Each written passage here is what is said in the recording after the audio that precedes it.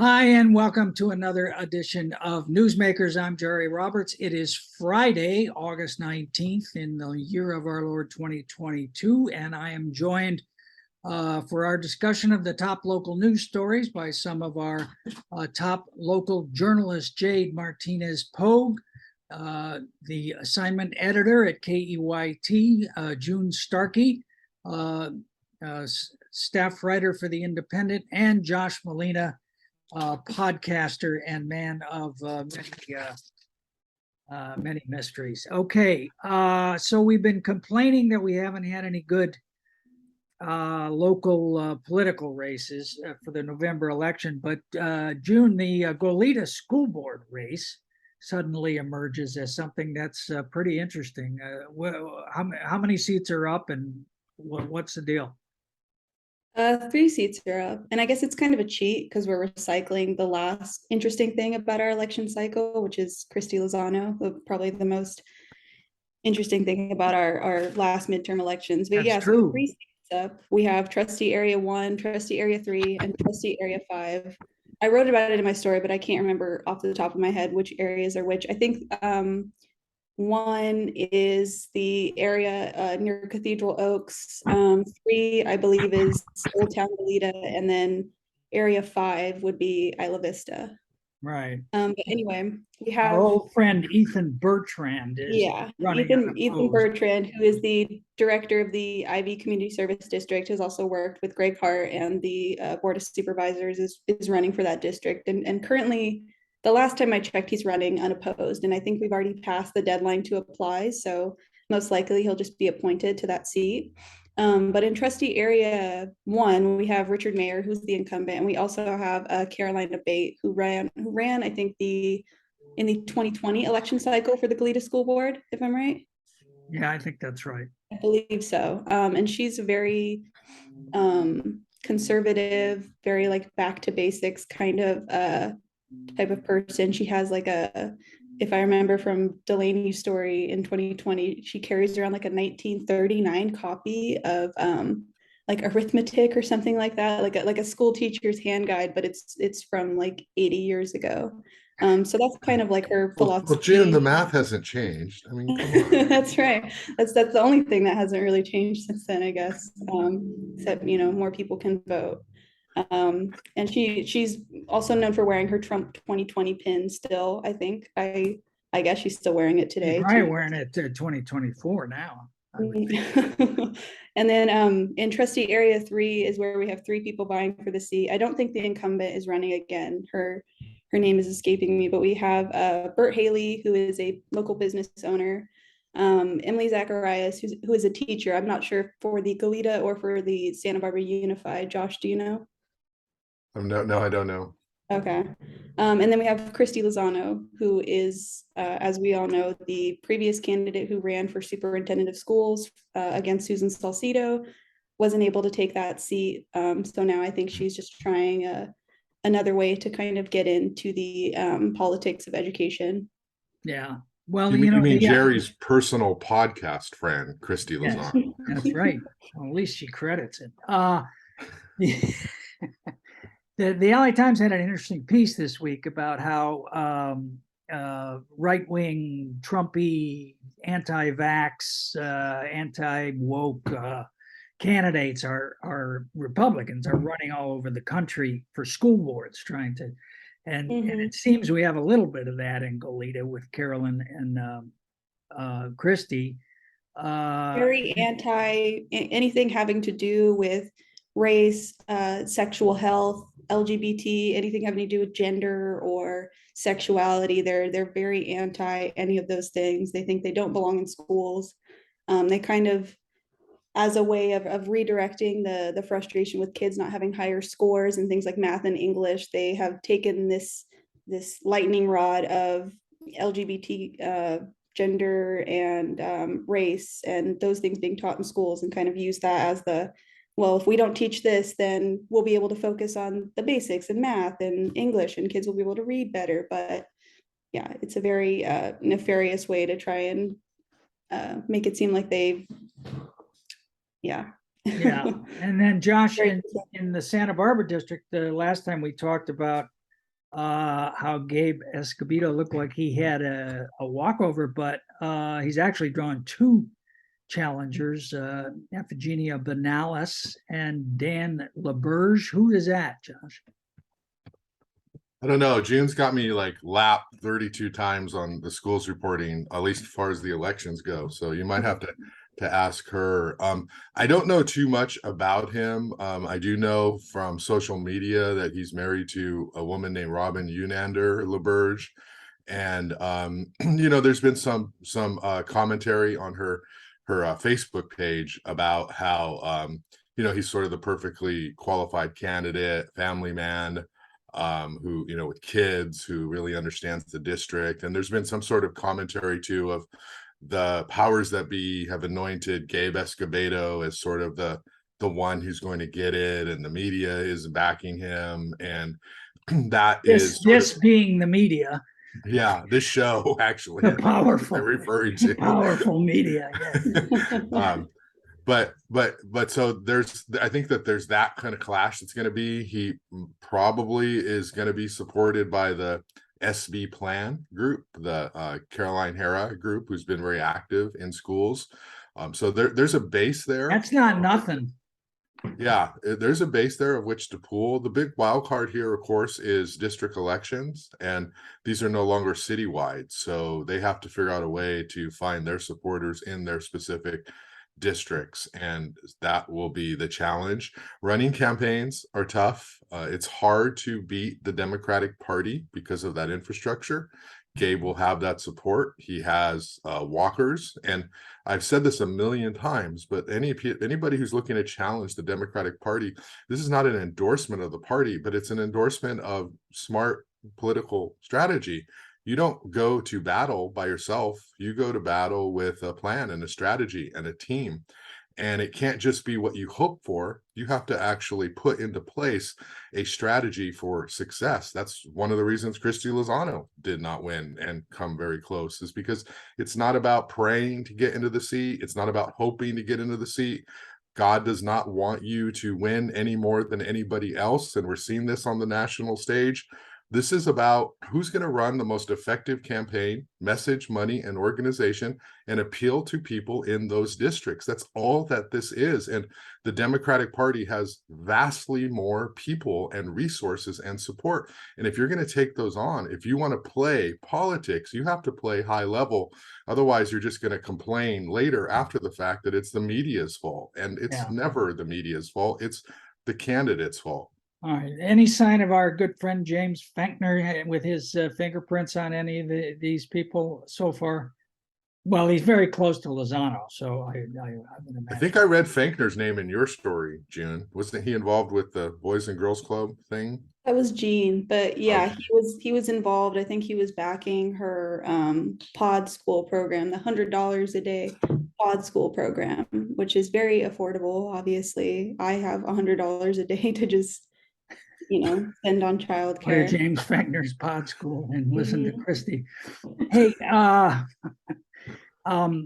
Jade, I'm curious, just as a matter of assignments. I mean, with these school board districts, first city councils, and now school board, sliced so small in neighborhoods, basically, it doesn't make a lot of sense for KYT to cover them, does it? Or what's the plan over there? Well, what we do, we're not allowed to cover like any candidacy announcements or anything. We try and give everyone equal coverage. So closer to the election, we'll have an election guide that has every single candidate for every race, and like with 3 answers to questions that we give them. And then we choose the kind of bigger races to do more like in-depth profiles on each candidate. So for school board, probably Christy Lozano, we will do something. But as far as the other ones, I can't really picture it. We haven't made the plan yet, but just knowing how it kind of works, I don't think so.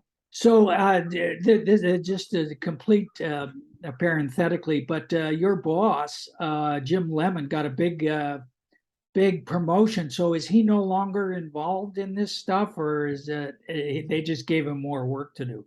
No, yeah, so he's general manager now, which is really exciting. And I think I'm allowed to announce this, but if not, sorry. Our executive Don't worry, nobody producer- watches except the media.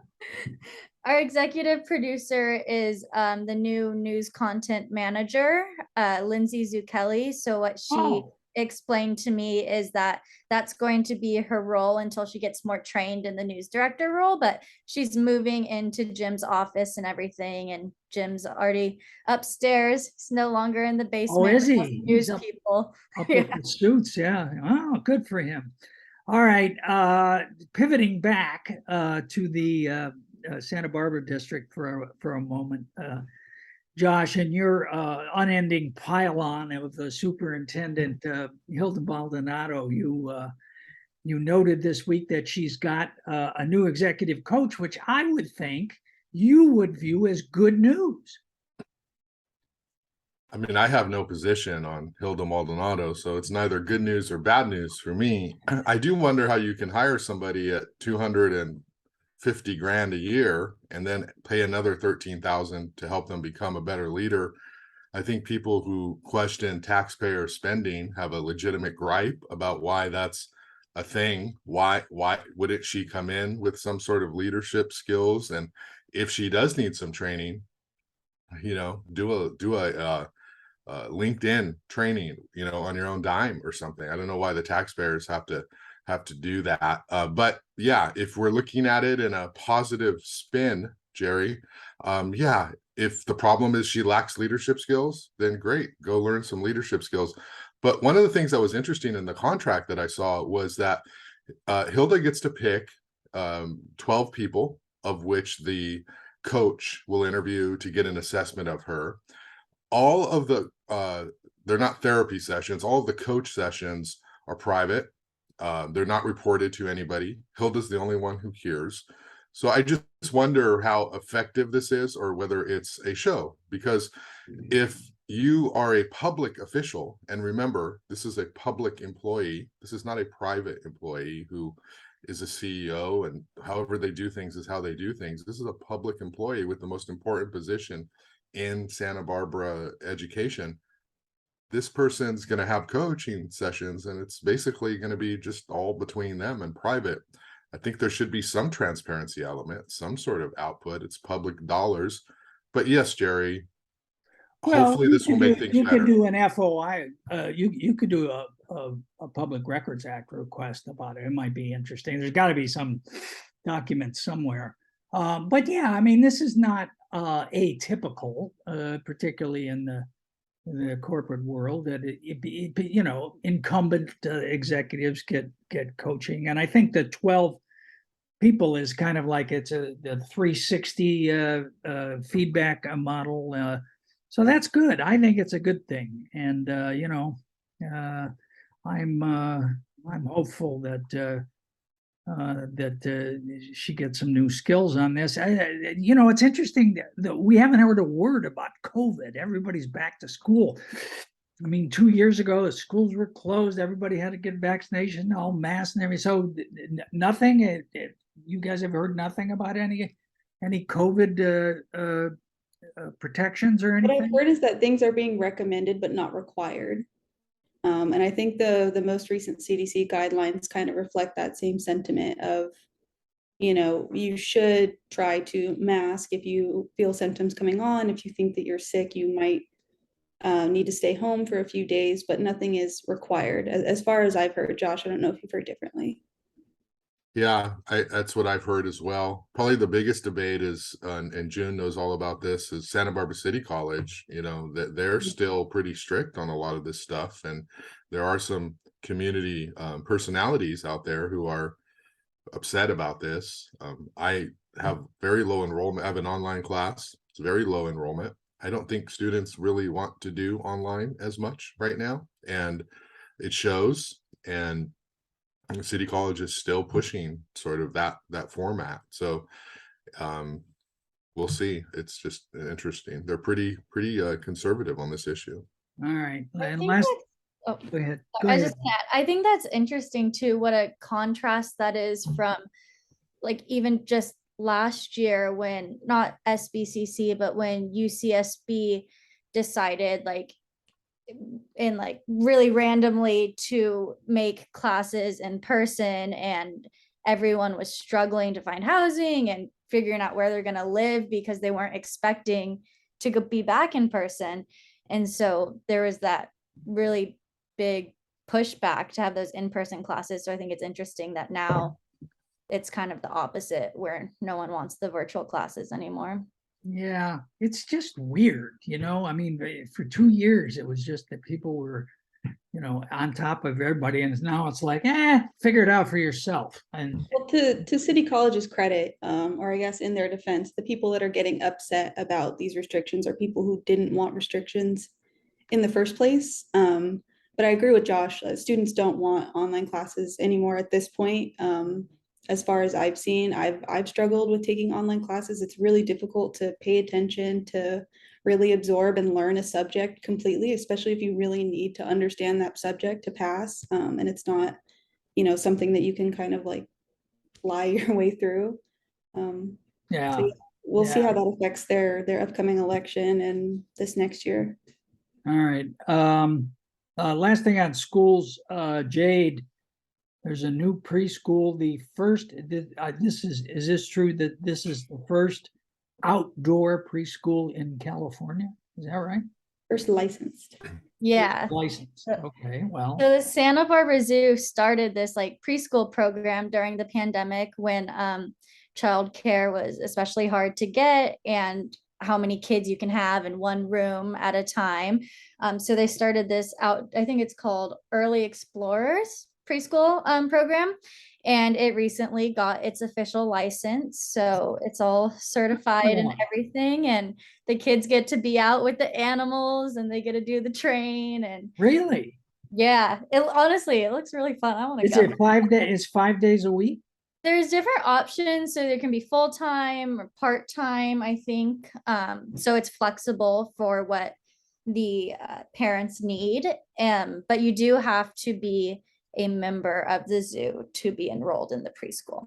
Yeah. How much does it cost? I think, June, I didn't look into that. Yeah, just because I was very curious. My mom was one of the early explorers teachers back before it was like a full-time preschool. So I used to hang out at the zoo just all the time. But like the most expensive version, so that's 5 days a week, I think 8 hours from 8 to 5 or something like that, is $13.50 a month. Which I mean, as someone with no kids, I have nothing to compare that to. But I was told by people who I know who have children that that's not very expensive compared to most childcare. What's that? $65 a day. Nah, it's not bad. That is good. That is good. Now, Jay, they don't let the kids like go in with the lions and stuff, do they? I mean, no, that's I don't think, maybe they can do the Australian walkabout exhibit now, but with the kangaroos, but I don't think they'll let them in the lion's den. And Josh, is there any truth to the rumor that Hilda Maldonado, who went to the zoo recently, as you reported, is going to be the new superintendent of the outdoor explorers? Well, I'm sure she's an expert at feeding fake capybaras, no doubt, but I have not heard that rumor, and far be it from me to report rumors online. Yeah, well, I'm only asking questions. Hey, Jade, we had this weird story about a UCSB cop who did a hit and run up in the valley, and then it turns out he's a DUI, but then UCSB wouldn't put out any information about it. What's going on? Yeah, so that was weird. We originally, I know the Independent got it and Newshawk got it. We got a tip saying that this accident happened, and the tip included the name of the police lieutenant. It was Bradley Prowse or Prose. I don't know how you say it. And so I called the CHP to confirm the information. And at first, the investigation was still ongoing. So they confirmed that the crash happened at the time and place we had and everything, but they weren't allowed to release any names. They did say that one person was arrested for a DUI. So I reached out to UCSB to get their comment. And I think at that point, they're like, okay, if you can't get the official name, then we're not going to say anything yet either. We do have an employee on leave, but that's all. And we're cooperating is what they told me. A few days later, I got the name confirmed so I could finally run it. I wasn't allowed to mention the name until the CHP confirmed it. And I reached back out to UCSB saying like, hey, this is public record now. We're putting his name in there. Would you like to add anything or confirm or deny? And they just said, we have nothing else to say, which I think is especially interesting after the whole Chancellor Yang fiasco. I don't know when UCSB is going to learn to just be more transparent, whether it's good or bad. They're losing trust either way. And like, if they keep going down this route, it's just going to keep getting worse. You know, it's so weird. You know, our old friend and colleague George Folsham used to have that job as the news whatever. I don't know if it's the news director out there. And he was just, you know, really conscientious about getting back to reporters, getting back to them on deadline, giving them as much information as he had. And this seems like almost a new, who's running that now? Who do you talk to? Shelley? Shelley occasionally, she's always my kind of backup person to talk to. I primarily contact Kiki Reyes now. She's new. It used to be Andrea Estrada. Yeah, yeah. And Yeah. Andrea was pretty good about stuff. No, not to you. Okay. Not for me, not in my experience. Wow, Jade. Sorry. All right. Josh, didn't Kiki Reyes used to play left field for the Dodgers? Or am I thinking of somebody else? You just have the Dodgers on your mind all the time, Oh, I Jade. do. It's horrible. All right. Speaking of miscreants, no, I don't want to say that. Speaking of people in trouble, the city attorney, Josh, is in the penalty box, Ariel Kalan, because he had a smackdown with another city employee or something? Well, it's pretty hush-hush on the details, but July 25th, I believe, was a Monday, and they held a special closed session.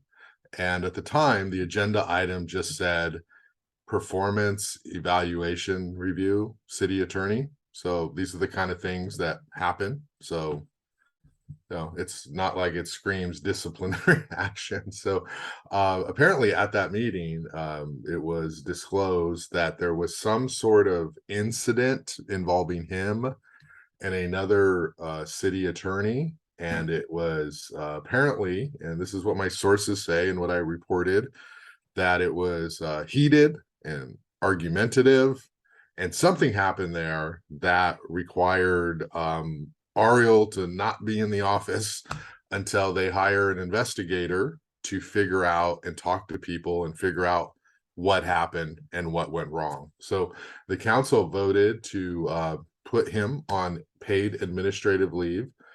There was no report out, so I don't know if that, I mean, typically you do it connection, it's a Brown Act violation if you don't report it. They might be saying it's the decision is not done, so it's still in process, and they won't report anything until they actually decide what happened. I've seen government agencies do that.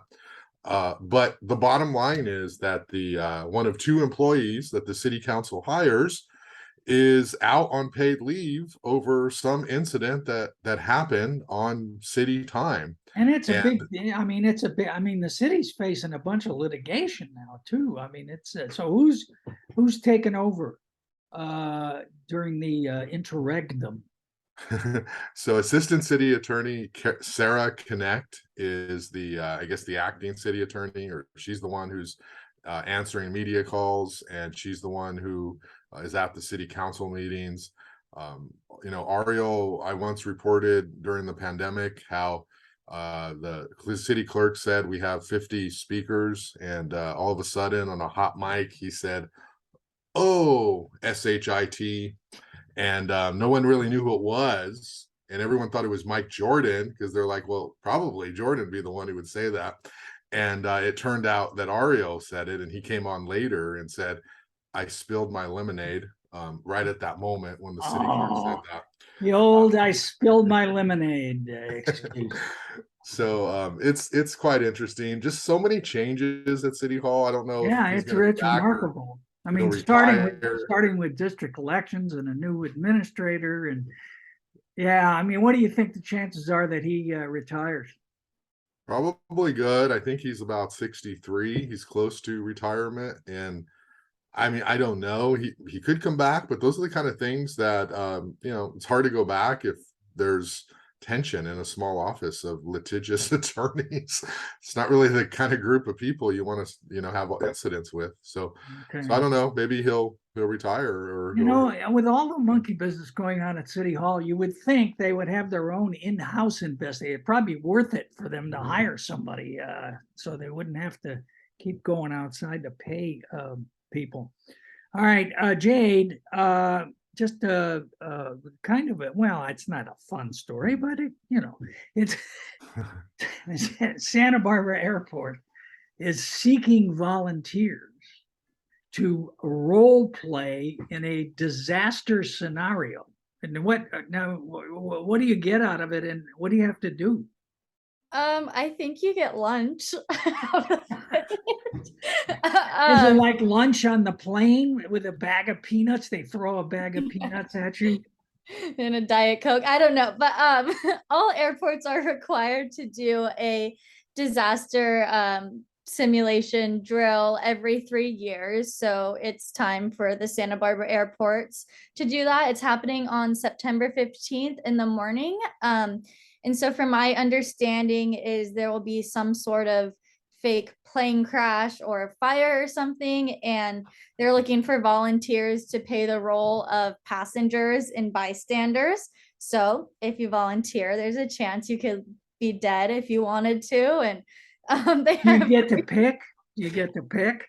I don't know. I kind of want to sign up, honestly. It sounds kind of fun. I do too. It sounds fun. They have real fire and law enforcement, paramedics all out at the scene to just make sure that if a disaster did happen, that the airport's equipped to handle it. But yeah, it seems fun. Josh, you do a lot of standing around doing nothing. You ought to volunteer to be one of those bystanders. So if you be a bystander, I'll be a dead guy.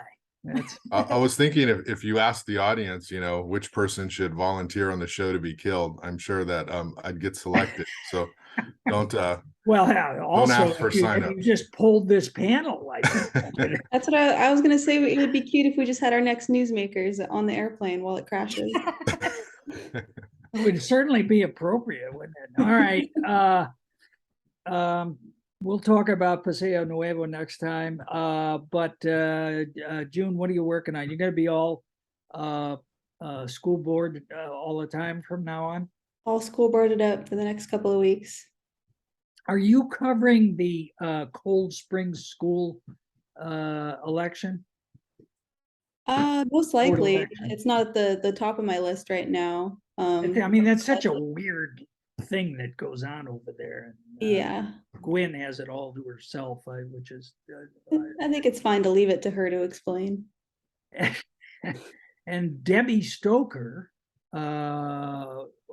spouse of Mike Stoker, is running for community college, huh? Are you doing community college, June? Oh yeah, that's probably going to end up being me too.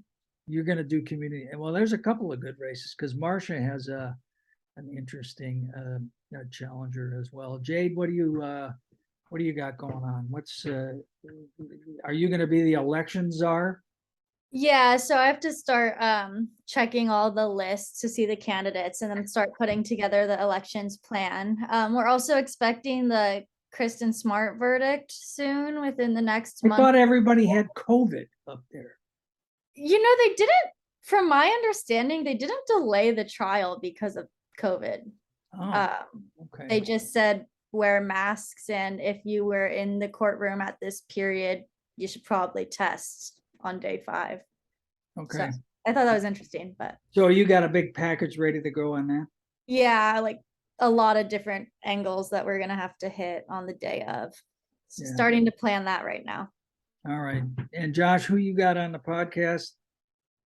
Well, coming up is our new Goleta school board member, Ethan Bertrand. We're going to talk about all his ideas for schools and kids and policy and all that good stuff. So, Josh, is it true when you look up the word apparatchik in the dictionary, there's a picture of Ethan that pops up, or not? I don't. you know, see it. I have no like, anti-elected speak for Ethan because I don't really know him that well, and every interaction I've had with him has been really pleasant. So Oh, he's a he seems like a really very nice dude. So very pleasant person. Yeah, yeah. Yeah.